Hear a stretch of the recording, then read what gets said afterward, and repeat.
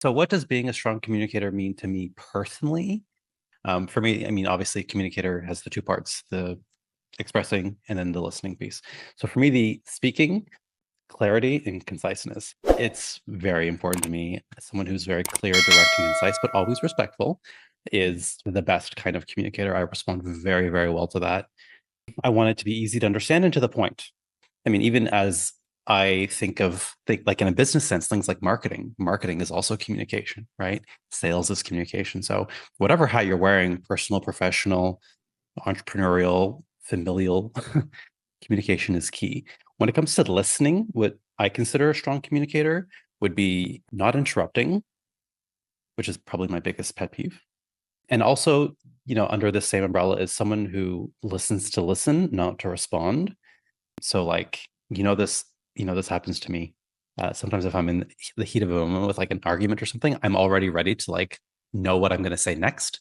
And then and by doing that, I'm not listening to the other person. I'm not actually hearing what they have to say. And then the other piece for listening would be like learning how to manage your emotions, like regulating yourself in these spaces so that you can, again, listen and respond appropriately. And how I would measure growth is when there are fewer misunderstandings. That's how I know I'm on the right track. When my relationships are thriving, keep in mind, guys, like conflict is inevitable, but it doesn't have to go off the rails. Is one little thing turning into a huge blow up? And next thing you know, we're yelling and shouting and screaming and hurling insults at each other? Or do we take that conflict and say, okay, cool, we're having a moment here. Let's just take a beat and figure this out together calmly, or take a moment, away from each other, then come back and figure it out calmly. And another one I want to add is adaptability, and adapting your communication style to each scenario and each individual. You know, as we were saying, communication really is universal, and it's a skill that will benefit you if you learn it. It'll benefit every single area of your life.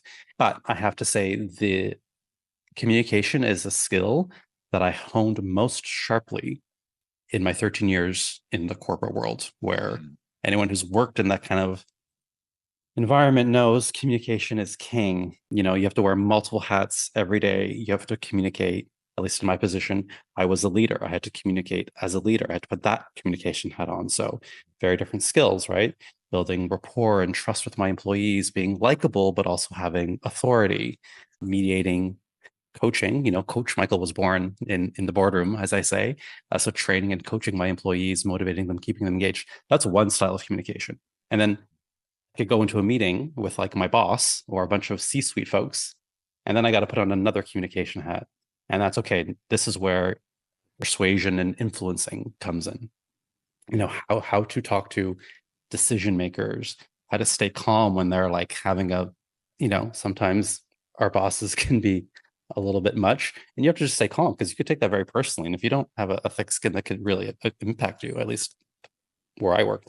And then also having that executive presence, right? So that's a totally different skill set.